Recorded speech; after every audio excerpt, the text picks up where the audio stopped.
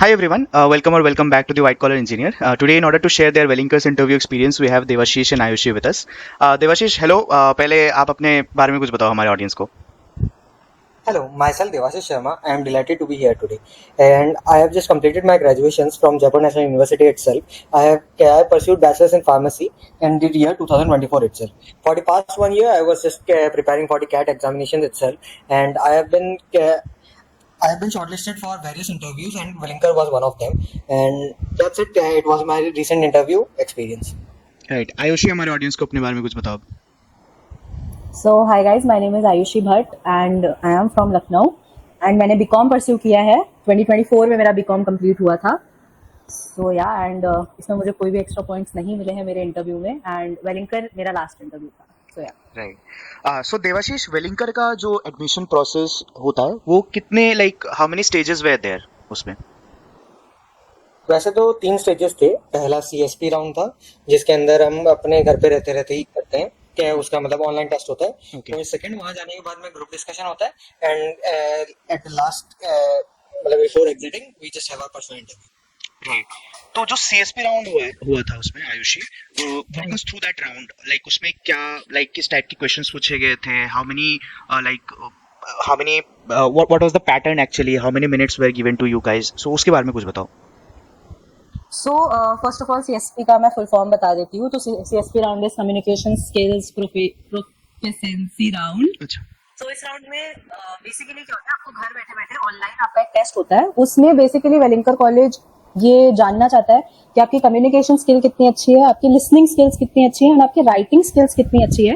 Writing in the sense आपको एक time limit दिया जाता है, for example 5 to 9 minutes, and उसमें आपको ऑन द स्पॉट एक टॉपिक दिया जाता है, एंड उसमें आपको 2 मिनट 30 सेकेंड्स दिए जाते हैं सोचने के लिए. You have to think and आपको तुरंत लिखना होता है. उसमें जो मुझे जितना याद है word limit I think 300 words थे उसमें. सो ये था अपना राइटिंग स्किल्स. आपका एक स्पीकिंग मतलब कम्युनिकेशन स्किल्स होता है. उसमें क्या होता है, जो एआई होता है वो आपसे मतलब वो आपको एक सेंटेंस बताएगा, उसमें मे बी वो आपका प्रेपोजिशन कुछ गलत कर दे या फिर कुछ fill in the blanks type आपको दे देगा. सो नाउ मेरा काम है, आई हैव टू, मुझे वो सेंटेंस तो दोबारा बोलना ही बोलना है, प्लस मुझे वो करेक्ट प्रेपोजिशन या फिर जो भी फिल इन द ब्लैंक्स है मुझे उसमें सही वर्ड उसमें लगाना है. सो बेसिकली दैट्स कम्युनिकेशन में आएगा. एंड स्पीकिंग में वो बेसिकली क्या होता है, जो एआई होता है वो आपको कोई बड़ा सेंटेंस देगा एंड वो एक ही बार बोलेगा. So now it's my responsibility, मुझे एक ही बार में वो सुनना है एंड मुझे उसके बाद उसको करेक्टली बोलना भी है. सो दैट्स द, और ये टाइम लिमिट के अंदर होता है. सो पार्ट ए था, तो एक पार्ट ए था जो कि मेरा कम्युनिकेशन स्किल था, पार्ट बी मेरा स्पीकिंग स्किल्स था, एंड पार्ट सी था जिसमें मुझे राइटिंग का मिला. So that's all about CSP test. Right. तो देवाशीष, ये जो सीएसपी टेस्ट हुआ था इसके लिए तुम लोगों ने अलग से कहीं से प्रिपेयर किया था, बिकॉज दिस इज समथिंग जो कन्वेंशनली जीडीपीआई प्रोसेस पे नहीं होता है दूसरे कॉलेजेस में. So did you guys take any preparation इसके लिए अलग से, या it was all about your cognitive skills? नहीं, देखो स्टार्टिंग के अंदर मेरे को भी लगा था कि एकदम नया है, इसके लिए मैंने भी सर्च आउट किया था, लेकिन आई वाजंट, मतलब मेरे को नहीं मिला यूट्यूब के अंदर इतना ज्यादा. लेकिन जब मैंने वहाँ के वेलिंकर के खुद के स्टूडेंट से बात किया तो उन्होंने मेरे को बताया कि बहुत ही इजी टेस्ट है, you just don't need to prepare anything for this. और उसके बाद मैं सिर्फ जो मेरे अंदर मतलब ऑलरेडी जो इनबिल्ट है उन्हीं से मैंने कर दिया, और it was really an very simple test. ऐसा साउंड करने में ये बहुत ज्यादा ऐसा लगता है कि बहुत डिफिकल्ट होगा, शायद ऐसा कुछ होगा, लेकिन एक सफिशिएंट टाइम देते हैं तो उस टाइम में हो जाता है easy. Same was with you Ayushi? या टोटली ज्यादा टफ नहीं था, and just go with the flow वाला सीन था उसमें. Got it. ठीक है.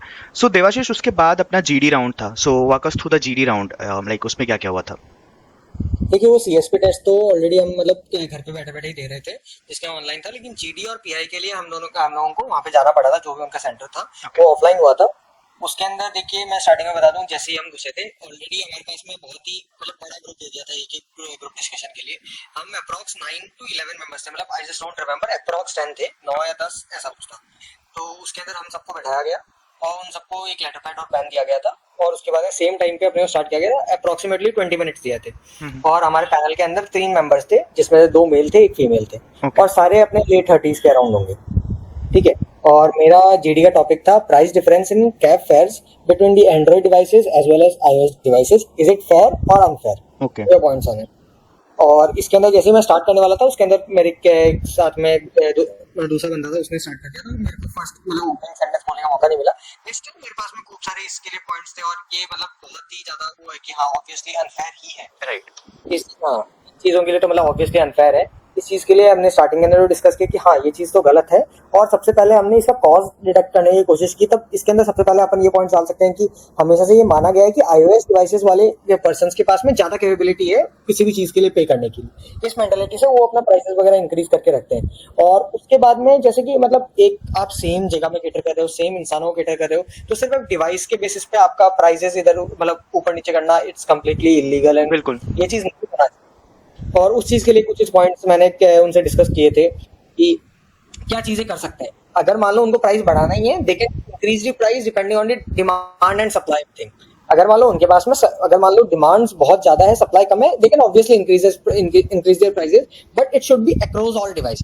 ऐसा नहीं होना चाहिए कि iOS कर रहा हूँ वो चीज, क्योंकि मैं अगर मान लो मेरा दोस्त भी है, उसको भी जाना है, मैं हम दोनों एक ही कैब में जा रहे हैं, अब मैं इंटेंशनली मैं अपने कैब से मेरे खुद के फोन से मैं कैब बुक नहीं करूंगा, तो चीज नहीं होना चाहिए। उसके अलावा मैंने कुछ पॉइंट्स दिए थे कि अपने गवर्नमेंट क्या कर सकती है इसके लिए ना, पोर्टल लाना चाहिए। अब जैसे मान लो अगर मान लो किसी में प्राइस डिफरेंस भी आता है ना, अभी मतलब वही सेम प्रोसीजर है जो कॉमनली प्रोसीजर है जो कोई भी सर्विस के साथ में आपके पास हो रहा है, तो आप कंज्यूमर कोर्ट पे जाइए, नॉर्मल कीजिए, और उसके अंदर बहुत लंबा टाइम है। मतलब इतनी छोटी सी चीज के लिए मेरे को ऐसा लगता है कि एक सेपरेट एक पोर्टल होना चाहिए कंज्यूमर कोर्ट के अंदर कि आपका ये सारी चीजें आ रही है, ताकि ये और ज्यादा सही हो पाए और उनकी तरफ स्ट्रिक्ट एक्शन लिया जाए गवर्नमेंट की तरफ। ये चीजें थी, और उसके बाद में ये सारी चीजें मेरे कलीग्स वगैरह ने भी 2-3 पॉइंट्स ऐड किए थे।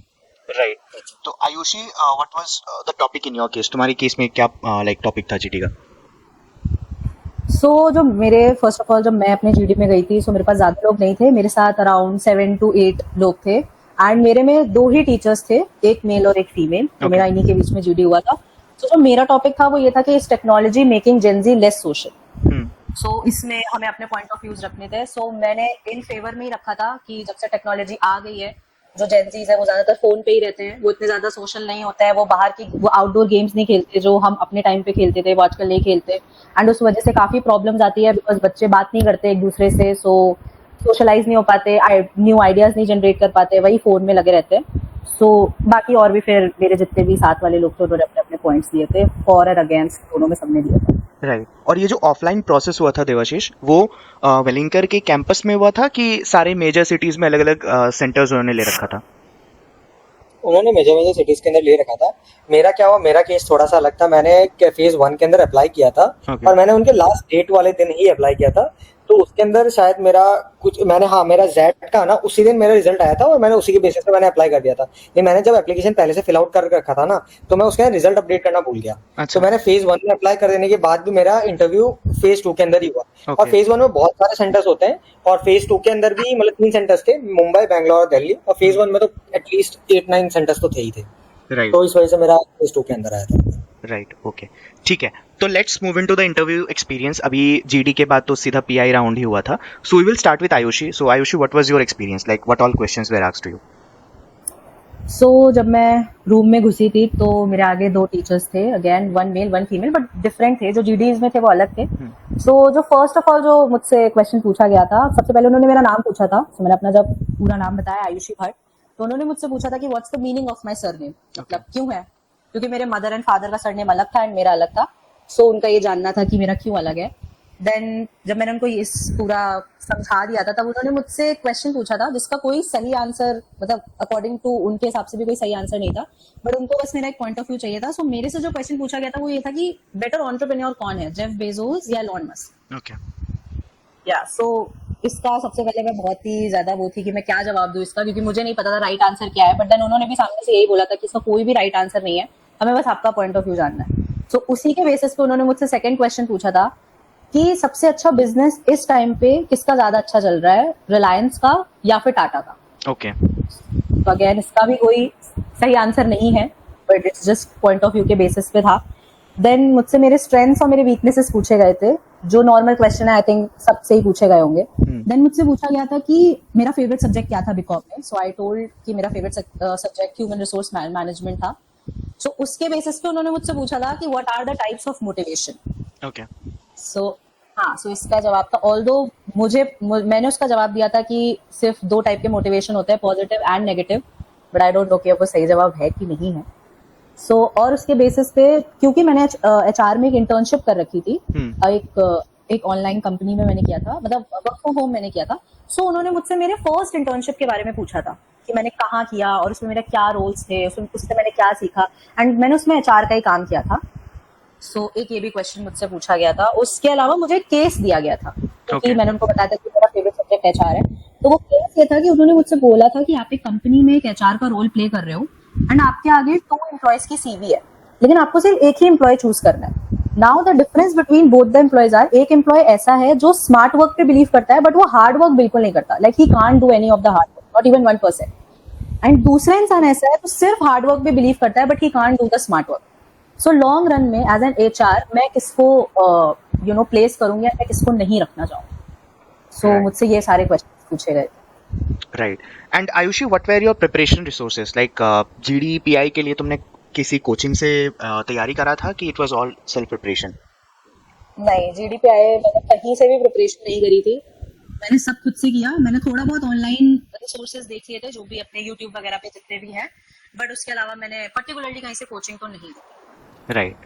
तो अभी देवाशीष पे आते हैं। Devashish, what was your experience, like what all questions were asked? देखिए, सबसे पहले जैसे जीडी हो गया, उसके हमारा इंस्टेंटली पीआई हो रहा था। मतलब जैसे मान लो मैं 9 लोगों की, हम 9-10 लोगों की जो भी टीम थी, मतलब जिनको एक साथ में जीडी हुआ था, उसका सबसे पहला नंबर मेरा ही था। तो जैसे ही जीडी वहां से निकला, डायरेक्टली मेरे को बोल दिया गया कि आप 2 मिनट बाद में आप पीआई वाले रूम के अंदर घुस सकते हो। मेरे को उसका फाइनल नंबर दे दिया गया। ओके। तो उसमें जैसे ही मैं एंटर किया, सबसे पहले तो मैंने ग्रीट किया, उन्होंने बैठने को बोला, मैंने बैठा। तो उसके बाद में उन्होंने डायरेक्टली मेरे को पूछा कि आपका जीडी का टॉपिक क्या था। तो एज आई सेड, वो जो प्राइस फ्लक्चुएशंस रहती है अक्रॉस वेरियस डिवाइसेस, वो सारा मैंने बताया। तो बोला कि आपको क्या लगता है कि आपका क्या व्यूज है। तो मैंने भी वही जो पॉइंटर्स मैंने वहाँ पे डिस्कस किए थे एग्जैक्टली यहीं पे की, क्योंकि दोनों पैनल मेंबर्स अलग अलग थे। Right. और I was the first to start my personal interview, they just asked me. तो उनको भी सही लगा वो सारे पॉइंट्स। वापस से मैं रिपीट नहीं करना चाहूंगा, ऑलरेडी मैंने थोड़ी देर पहले ही बोला था। उसके बाद उन्होंने मेरा, जैसे वो प्रोफाइल कैंडिडेचर पढ़ रहे थे, तो उन्होंने बोला कि आपने ग्रेजुएशन के अंदर बी फार्म किया है, तो आपको अब एमबीए के अंदर क्यों शिफ्ट लेना है। तो वही चीजें मैंने बोला कि बी फार्म के अंदर टू बी ऑनेस्ट मेरे मतलब फैमिली प्रेशराइज वगैरह की वजह से, क्योंकि मैंने क्लास 10 के बाद में मैंने साइंस चूज किया था मेरे बैकग्राउंड के लिए। उसके बाद में परिवार के अंदर वैसे रहता है हमारे साइड के अंदर कि डॉक्टर बने, बंदा है डॉक्टर बने, तो उस वजह से मेरे को भी नीट का एग्जामिनेशन मैंने दिया था। एंड अनफॉर्चुनेटली मेरा नहीं हुआ वहाँ पे, गवर्नमेंट मेडिकल कॉलेज में सिक्योर नहीं कर पाया। तो उस वजह से सेकेंडरी ऑप्शन जब भी नीट नहीं हो जाता है तो वो बी फार्म ही दिखता है। हाँ. तो उसके बाद देखने के बाद में, लेकिन मैंने उसके साथ साथ मेरा मैनेजमेंट साइड में ही मेरा मेजरली इंटरेस्ट था, और इस वजह से मेरा वहाँ पे ग्रेजुएशन के टाइम में मेरे को बहुत सारा टाइम भी मिलता था बी फार्म के अंदर। टू बी ऑनेस्ट वहाँ पे ज्यादा काम नहीं था, इस वजह से मैं अपने घर के काम, मतलब अकाउंट्स वगैरह के अंदर भी मैं ज्यादा ध्यान दे रहा था। इनिशियली तो मेरे घर वालों ने बहुत ज्यादा मेरे को कुछ काम दिया नहीं, बहुत ही कम रिस्पॉन्सिबिलिटी वाला काम देना स्टार्ट किया। सॉरी। तो उस टाइम में तो मैं सिर्फ बिल एंट्रीज वगैरह करता था, लेकिन धीरे धीरे आगे बढ़ते हुए मैंने अभी रिसेंटली, अभी मैं उनके साथ टच में हूँ। हमारे सबसे प्रीशियस क्लाइंट्स है हिंदुस्तान कंस्ट्रक्शन कंपनी, वो एक पब्लिक लिस्टेड कंपनी है। उनके साथ मैं डायरेक्टली कॉन्टैक्ट लाने के बाद में मैं बिजनेस एटलीस्ट 1.5 टाइम्स कर चुका हूँ जब से मैं वहाँ पे इंट्रोड्यूस हुआ बिजनेस के अंदर से। तो उस टाइम में मेरे को लगता है कि हाँ, अब मेरा मैनेजमेंट के लिए मैं ज्यादा बेटर फिट रहूंगा। अभी उसके बाद इंटर्नशिप भी किया तो भी मेरे को इतना नहीं लगा कि मैं उसके लिए ही ज्यादा सेल्फ मोटिवेटेड भी रह पाऊंगा। मैनेजमेंट इज अ थिंग जिसके लिए मैं आधी रात को भी मैं रेडी हूँ हमेशा। It's a job which I would be very happy doing it. बिल्कुल। तो वही चीज है। तो बोला कि हाँ ठीक है। उसके बाद में फिर इससे शिफ्ट लेते हुए फिर उन्होंने बोला कि अब जैसे कोई भी एग्जामिनेशन होता है उसके अंदर अपन ना लॉटरी सिस्टम में क्यों नहीं दे देते कॉलेजेस। अब मतलब एक चिट बनाए, उसके चिट से जिसका नाम निकला उसको बस कॉलेज दे दिया, ऐसा क्यों नहीं कर सकते। मैंने बोला कि वो चीज तो सर अनफेयर हो जाएगा ना स्टूडेंट्स के साथ में। जो बंदा मतलब सही में वेल क्वालिफाइड है, जो मतलब वेल डिजर्विंग कैंडिडेट है, उनके लिए वो हो जाएगा।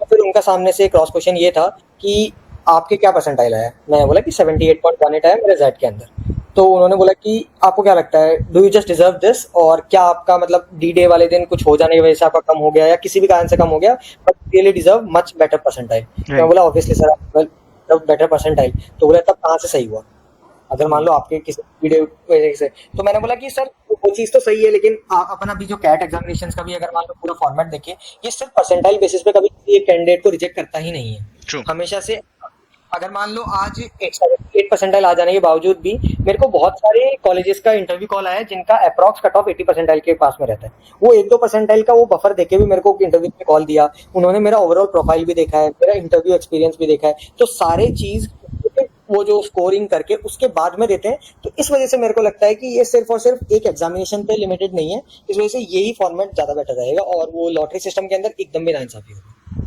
बिल्कुल। तो इसके अंदर मेरा एंड हो गया था। राइट। सो मतलब आप दोनों का अगर मैं इंटरव्यू एक्सपीरियंस एनालाइज करूँ तो कुछ सिचुएशनल क्वेश्चंस भी थे, कुछ केस बेस्ड क्वेश्चंस भी थे, कुछ एथिकल डायलेमा वाले questions, and obviously profile based तो था ही। So overall it was a complete package, I should say, right? Right. And Devashish, आपके केस में भी like have you enrolled in any GDPI coaching or it was a complete self preparation? मैंने Unacademy का iconic subscription पहले लिया था, अच्छा। लेकिन वो मेरा फरवरी के अंदर ही एक्सपायर हो गया था, उससे मेरे ज्यादा कुछ मैं ले नहीं पाया। उसके बाद में मैं उसी को एक्सटेंड करने का सोच रहा था 3 मंथ्स के लिए, लेकिन उसके बाद मेरे को लोकेश सर की है ना जीडीपीआई सीरीज मेरे को मिली and it was really great and वो सारे डायमेंशन से सारा टॉपिक्स कवर करा रहे थे, इस वजह से मैंने वहाँ का एक्सटेंशन लिया भी नहीं। उसके बाद में मैंने उन्हीं से गाइडेंस लेते हुए मैंने उन्हें पूछा था कि अपना मॉक टेस्ट सीरीज वगैरह कहाँ से लूँ, मतलब ये अपना मॉक इंटरव्यू मॉक पीआईज वगैरह कहाँ से लूँ। उन्होंने 1-2 जगह बताया, मैंने वहां से भी लिया। उसके बाद मैंने कैट किंग का पर्सनल इंटरव्यू लिया था, मतलब मॉक पीआई लिया था। वो बहुत ही सही रेट पे मिल रहा था, 500 पर इंटरव्यू में मेरे को मिला, तो इट वाज एन ग्रेट। तो वहां से मैंने 3-4 लिए थे, मैं 3 लिए थे शायद, और दो मैंने एक और दूसरे कोचिंग से लिए थे, वो I just don't remember it's name. ठीक है, चलेगा। Okay, all right, guys. So it was lovely hearing both of you. Before wrapping up the video, कोई भी particular tips जो आप लोग junior aspirants को देना चाहो? We'll start with Ayushi. मैं तो बस इतना बोलना चाहूंगी कि कैट मेरा भी नहीं निकला था एंड अगर मैं बोलूँ तो मेहनत तो सभी करते हैं, मैंने भी करी थी। बस मैं इतना कहना चाहूंगी कि कैट एंड नहीं होता है किसी भी चीज का। जो अदर मैनेजमेंट एग्जाम्स है प्लीज उस पर भी फोकस करो, क्योंकि मैं सीमैट में बहुत अच्छा स्कोर तो नहीं लेके आई, बट डिसेंट स्कोर था मेरा, 87 पॉइंट समथिंग परसेंटाइल थी मेरी। सो एटलीस्ट कुछ अच्छे कॉलेजेस मेरे थे जहां से मुझे कॉल आई, जैसे वेलिंकर आया, मुझे जाइन से भी आया था कॉल इंटरव्यू के लिए। सो बस ये मत सोचो कभी कि कैट नहीं हुआ सो अब जिंदगी खत्म हो गई है, आगे और भी चीजें हैं। सी आई एम ऑल्सो हेयर, मेरा भी कुछ हो रहा है। सो या बिल्कुल। देवाशीष? हाँ, मैं तो बोलूंगा कि अभी जैसे ये वाला वीडियो ऑलरेडी जून के अंदर आ रहा है, तो अभी तो आप लोग कैट के प्रिपरेशन पे ही ध्यान दो। और अभी जीडीपीआई वगैरह वो सब हो जाता है टाइम के साथ साथ में। आपकी अब जो प्रोफाइल है वो चेंज नहीं हो सकती, जो आपके क्लास 10 के मार्क्स है, 12 के मार्क्स है, जो आपका बैकग्राउंड है वो चेंज नहीं हो सकता। तो उस चीज पे ज्यादा सोच के कोई मतलब नहीं है। करंटली आप जब परसेंटाइल के लिए ही अभी आप अगर मान लो पढ़ रहे हो, तो आप परसेंटाइल के लिए पढ़ो, और जैसी कैट आ जाए उसके बाद में ओमेट्स वगैरह के लिए, अब जैसे जैट हो गया, सीमेट हो गया, ये बहुत मेजर एग्जामिनेशंस है ओमेट्स के अंदर, इन सबको तो अटेंड करना ही करना चाहिए। और उसके बाद में अपनी जीडीपीआई पे पूरा जान लगा के आप लोग प्रिपरेशन करो, चाहे सेल्फ प्रिपरेशन करो, चाहे किसी कोचिंग से लो, लेकिन खुद का ना स्क्रिप्ट बनाते चलो, मतलब खुद के आंसर्स, मतलब अब जैसे बहुत ही कॉमन आंसर्स है। अब जैसे मान लो मैंने बी फार्मा किया, तो क्यों किया बी फार्मा? आपका अगर मान लो बिजनेस किया, तो बिजनेस के अंदर आपको क्यों किया आपने, इंट्रोड्यूस योरसेल्फ, इस टाइप के क्वेश्चंस का खुद के आंसर्स वगैरह लिखते चलो, और खुद ही इंप्रूवमेंट आता रहेगा जैसे जैसे लिखोगे। और एग्जामिनेशंस के मॉक्स देते रहो, उसके अंदर भी स्कोर अच्छा आता रहेगा। That's it. बिल्कुल, बहुत सही, बहुत सही यार। Thank you so much Devashish, thank you so much Ayushi for joining and sharing your interview experience. It was my pleasure hosting you. I wish you all the best for your future endeavours to both of you. Thank you again. All the best. Thanks a lot, sir. It was really great connecting with you.